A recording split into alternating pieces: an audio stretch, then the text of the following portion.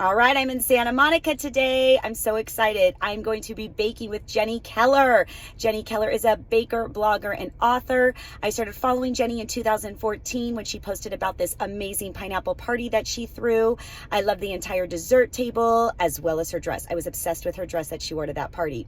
I just love her amazing show-stopping cookies and her personality, and she has such a giving heart. And after meeting her last spring, we became instant friends, and I am so excited to be baking with her today. So I'm just so excited. So I'm going to learn all the tips and tricks. So here we go. But I'm so excited to be here, and I found this space on a website called Peerspace. So if you guys ever need a rental space, it's actually really cool. It's kind of like Airbnb for event spaces. So I looked everywhere for kitchens. Believe it or not, I wanted to teach a class down here for several years, but I need a space where I can kind of teach, but also have an oven, and you guys can sit, and it's always very tight.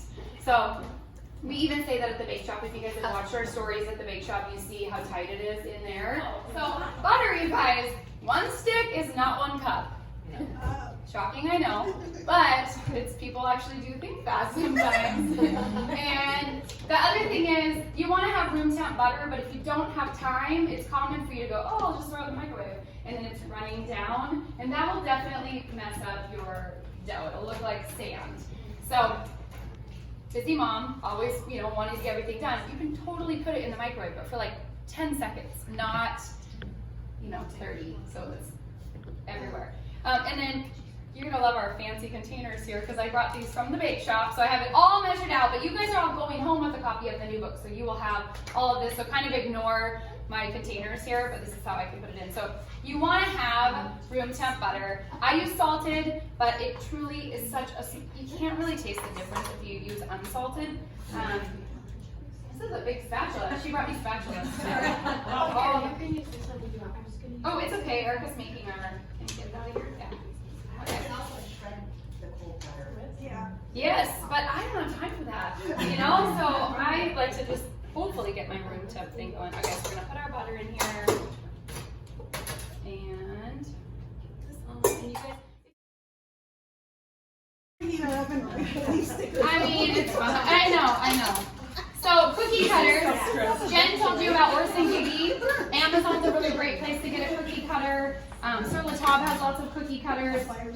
Etsy is a great place for cookie cutters. Any couple of questions? Tips? Tips are numbered 1 through 300 and something. 1 is like the tiniest little round up to like 12 or something. And then they start to go into the star tips. There's like 16 and 18. And the star tips, I believe, were made for those like character faces, like Elmo's face, where you're just like dotting. I saw an 18 and I was like, hey, that would make texture, like for an animal face or on top of a cupcake cookie or anything like that. And so I love the 18s, and I also love a number 4 tip. So if you go to get tips, don't be sucked into the toolbox of 100 different. Okay, so I'm going to show you my just standard back and forth. This is the way I did it. The first cutter I ever bought was a pumpkin. Okay, and I'm going to hold my bag, twist it, hold it in my palm right here. You're going to hold yours in your left palm, okay? And then this one is just guiding. So I like to outline my cookie right here, and I always go in a little bit.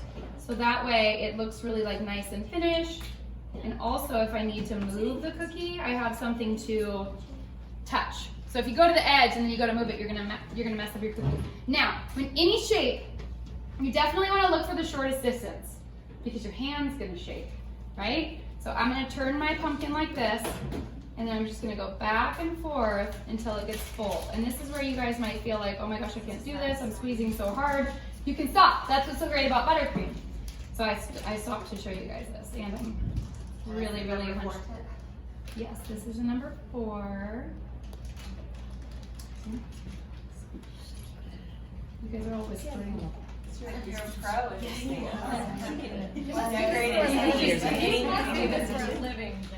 Oh my gosh, you all decorated. And then you dip it down in here, and now it's like so cute and sparkly. Isn't that so cute? It's like a magical Cinderella pumpkin. I feel like I'm slipping on here. And I'm just gonna do the top of this acorn. Fill it in again. I really like having you here. Like Kelly's really I know, this is she's fun. You might be my new Kelly. You're coming on the trips, right? Sure. Oh, I need to actually use one of their bigger. Can I use your bowl again? I gotta grab it. I don't think I could fit my whole cookie in here. Listen, yeah, I'm gonna dip it. I put my bag in there a little bit, but that's okay. Okay, so you guys all have these brown jimmies on your table, and everybody's sharing. You're gonna do this part first, and you're gonna dip your thing down in there. Now you have a cute little top to your acorn.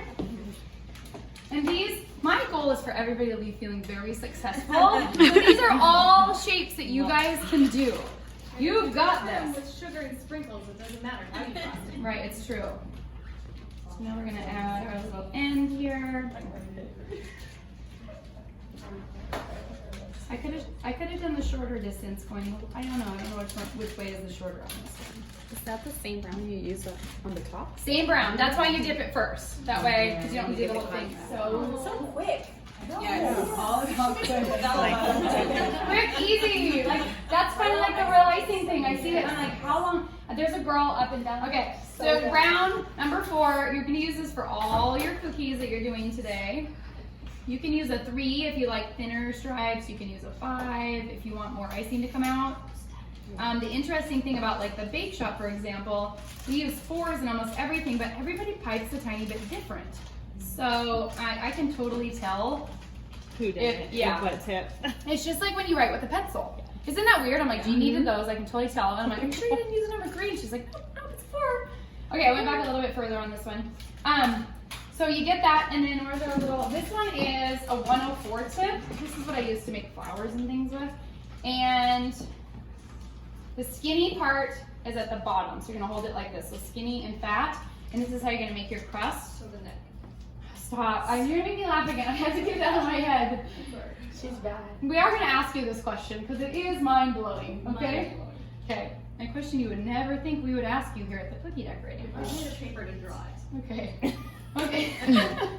So here's your pie slice, but it needs a little something. So we're gonna add the little whipped cream right here at the top. So this is the 18 that I was telling you about. That's so great. And then if you really want to take it a step further, you're gonna grab a little dash of cinnamon on the top. So, right? So cute.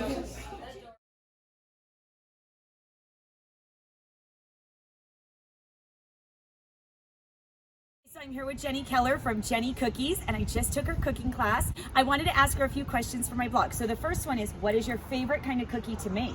Oh, like the shape or the flavor or what? Oh, both. Okay. What's Okay, your so flavor? my favorite shape, I'm gonna start with shape first, is the snowflake. Oh, okay. And it's coming into holiday Yes, season. yes. And then my favorite flavor, I gotta just say basic sugar cookie. right, Like the basic new book sugar. has new flavors in it. Like there's chocolate, Nespresso, there's a pumpkin spice that people are crazy for. Oh, yeah. I gotta go Nice. basic. I'm Okay. kind of basic. Okay. Do your children request anything like specific from you? Like, Oh my gosh, my kids love our Max cakes at the bake shop. So nothing Okay. to do with cookies. There's cookies on them, but they're like these 3-tiered cakes, and they're filled with cookie dough icing, and they have bark on them and cupcakes and candy and everything. Oh, So that sounds they so love good. a good Max cake. Okay, you've worked with a lot of celebrities and you've done so many parties. Is there one that stands out in particular to you? Oh my gosh, okay, so the craziest party I ever did was a disco fiesta for Lisa Rinna's 50th birthday. Oh, I love Lisa Rinna. Oh my gosh, she's like, I think a disco fiesta would be such a great theme. And I'm like, what is a disco fiesta? Yeah. And so there was like donkeys and sombreros, and then Disco balls. disco Yeah. balls. I mean, it was truly terrible. It was so hideous. It's still the worst party ever, but she loved it. So Hey, that's all that and matters. That's all that matters as Yep. long as the client's happy. And how do you get your cookies to be different and unique? Because there's so many people out there that do it. Gosh. So I think our cookies stand out because they're buttercream, Yes, number one. yes. And when I started this several years ago, 13 years ago, people weren't piping buttercream on a sugar cookie. It was more royal icing. So we really started, I now I say we because I have a team now. Yes, of course. But we made our cookies with buttercream, and people love the taste so much. So it's not I think her cookies are unique and the best because of you, Jenny, and Oh your my personality, gosh. and you are the sweetest person You ever. are Oh my God, sweet. it's been so good Oh, to see you you're the again. best. Oh my God. So if you haven't got the new book, you got to go get the new book. It just came out this last Tuesday, so Super make sure cute. you get it.